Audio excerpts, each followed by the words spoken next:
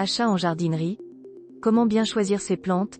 Les jardineries offrent une grande diversité de plantes aux formes et aux couleurs attrayantes qui donnent envie de tout acheter.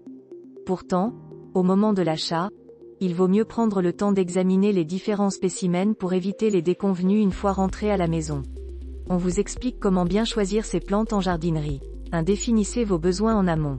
Pour bien choisir ses plantes, il faut prendre le temps de la réflexion avant même de se rendre en jardinerie. Les achats d'impulsion et les coups de cœur conduisent souvent à des déceptions, quand le spécimen choisi ne trouve pas sa place à la maison ou au jardin et finit par végéter ou mourir. La solution pour éviter ce type de déconvenue consiste à se poser les bonnes questions avant de partir faire ses emplettes. Préférez-vous une plante verte ou une plante à fleurs qui apporte de la couleur?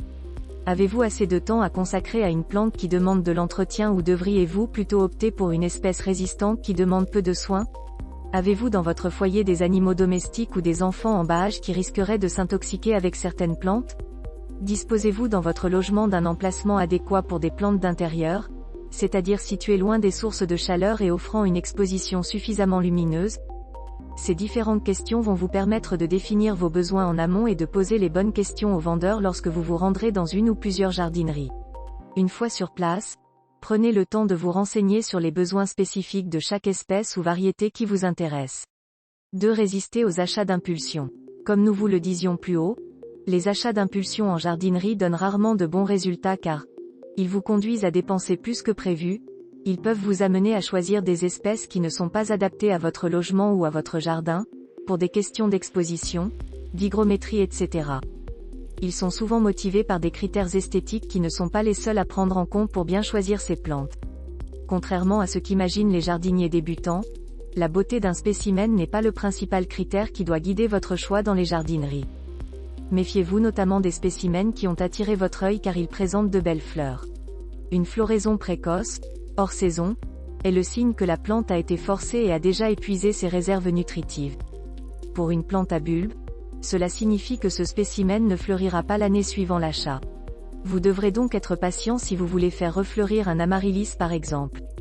Dans le cas de plantes annuelles à repiquer, si vous choisissez des plants déjà en fleurs, la reprise après le repiquage peut s'avérer plus difficile. 3. Procédez à un examen minutieux. Vous l'aurez compris, les achats en jardinerie demandent de la réflexion et du temps. Si vous ne voulez pas être déçu à votre retour à la maison, vous ne pouvez pas vous contenter d'attraper tel ou tel pot sur les étagères. Une fois que vous avez déterminé quelle plante vous souhaitez acheter, vous devez prendre le temps de comparer plusieurs sujets de la même espèce. Il est important d'examiner chaque spécimen pour repérer d'éventuels défauts ou problèmes. Voici plusieurs points à vérifier pour bien choisir ces plantes. La silhouette de la plante est-elle bien équilibrée? Les branches ou ramifications sont-elles bien proportionnées par rapport au tronc ou à la tige principale? Une silhouette équilibrée est le signe que la plante s'est développée de manière régulière, sans subir de stress. Les tiges présentent-elles des marques ou des blessures de taille mal cicatrisées? Les feuilles portent-elles des taches ou des signes de nécrose?